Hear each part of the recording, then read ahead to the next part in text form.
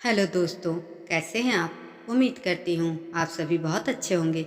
चलिए जानते हैं अपनी आज की कहानी के बारे में। कृष्ण कली नाम था उसका, प्यार से सब कली ही बुलाते थे। गरीबी की साय में ही आँख खोली थी उसने। कली अपने माँ बाप की सबसे बड़ी संतान थी। उससे छोटी 3 बहनें और थीं। जीवन की कठिनाइयों में शिक्षा प्रायः गौड़ ही हो जाती है। 10वीं की परीक्षा में कली पूरक आई थी। पिता पर चारों बेटियों की जिम्मेदारी होने के कारण पिता ने 10वीं के बाद ही नन्ही कली के हाथ पीले करने का निश्चय कर लिया और 15 वर्षीय कली का विवाह कली से 10 साल बड़े हेमंत से कर दिया। हेमंत एक दफ्तर में गार्ड की नौकरी करता था। बाली उम्र की कली जब पहली बार अपने पति से मिली तो हेमंत शराब के नशे में चूर था। नन्ही कली हेमंत को देखकर डर गई और सहम गई। गरीबी से आई कली यहाँ भी रोटी के लिए तरसने लग गई।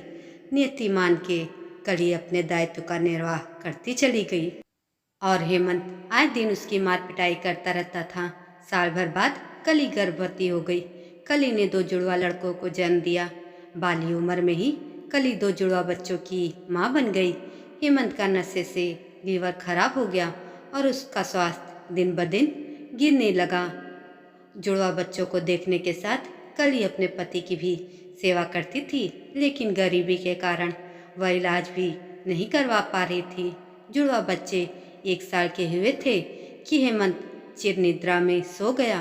कली के पैरों तले जमीन खिसक गई। वह कुछ समझ ही नहीं पा रही थी कि वह कहाँ से अंतिम संस्कार के पैसे लाए।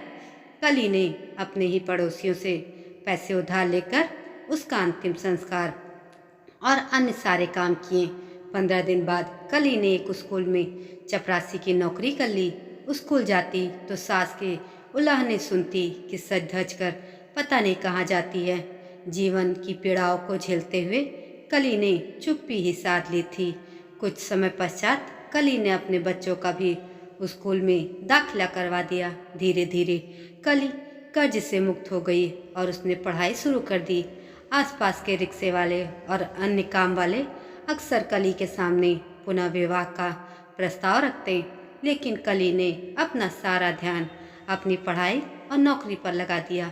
धीरे धीरे कली ने स्नातक कर लिया।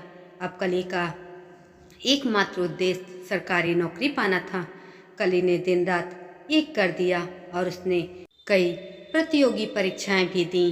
पहले प्रयास में कली को असफलता ही मिली, लेकिन कली ने हिम्मत नहीं हारी। वह दिन रात मेहनत करती और रात में पढ़ाई करती। धीरे धीरे कली की मेहनत रंग लाई और कली को प्रतियोगी परीक्षा में सफलता मिल गई। कली तहसीलदार बन गई। फिर उसके घर के सामने मीडिया की कतार लग गई। कली के इंटरव्यू अखबारों में आने लग गए। उसके बाद फिर से कली के लिए पुनर्विवाह के लिए भी एक से एक उच्च पद के लोगों के प्रस्ताव आने लग गए। जब एक बार कली के लिए एक बहुत ही अच्छे उच्च अधिकारी ने विवाह का प्रस्ताव अपनी तरफ से कली के लिए भेजा तो कली के मन में भी कसमकस होने लग गई। जीवन साथी की चाह तो उसे भी थी, लेकिन वह बच्चों का भविष्य सुरक्षित करना चाहती थी। उसके मन में डर था कि अब बच्चे उसकी दूसरी शादी को अपना पाएंगे कि नहीं। अधिकारी ने कली को 2 दिन का समय दिया था।